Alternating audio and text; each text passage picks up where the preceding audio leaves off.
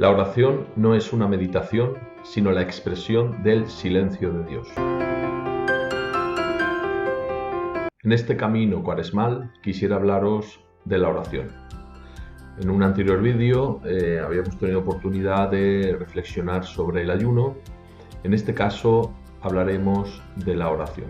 Y lo primero que tengo que decir es que la oración no es una meditación. La oración no es meditar.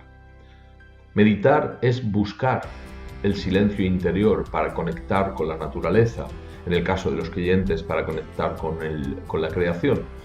En la meditación la persona trata de encontrarse consigo misma, mientras que la oración es una cosa bien distinta. La oración no es una meditación, porque la oración es un habitar el desierto.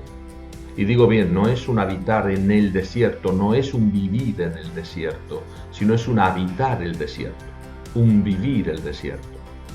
En la oración se está constantemente en el desierto, digamos así, es el lugar natural de la oración. El pueblo de Israel vivió 40 años en el desierto, pero luego entró en la tierra prometida y comenzó a vivir de todos modos el desierto. Porque se puede vivir en una ciudad, se puede vivir en la tierra prometida y sin embargo vivir el desierto.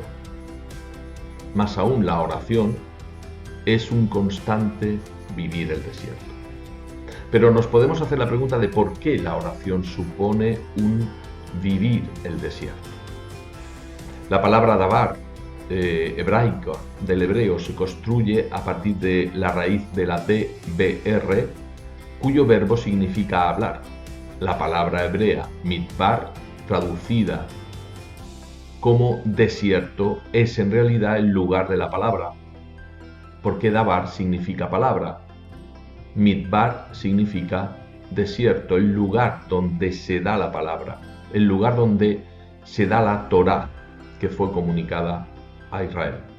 Es por esto por lo que los cristianos, cuando rezamos, reproducimos de cualquier modo el desierto, porque en la oración escuchamos su voz, la voz de Dios que se hace presente solo y a través del desierto.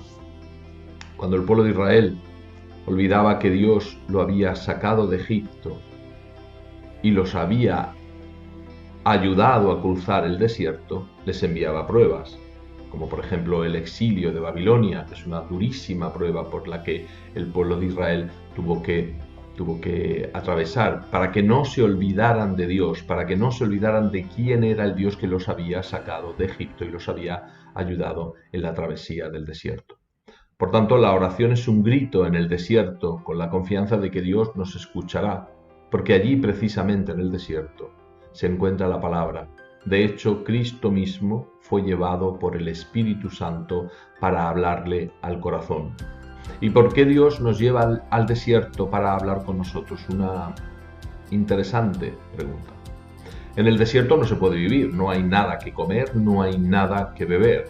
Es allí donde Dios quiere hablarnos, paradójicamente. En el desierto o se escucha la voz de Dios o simplemente uno se muere, no hay más alternativas.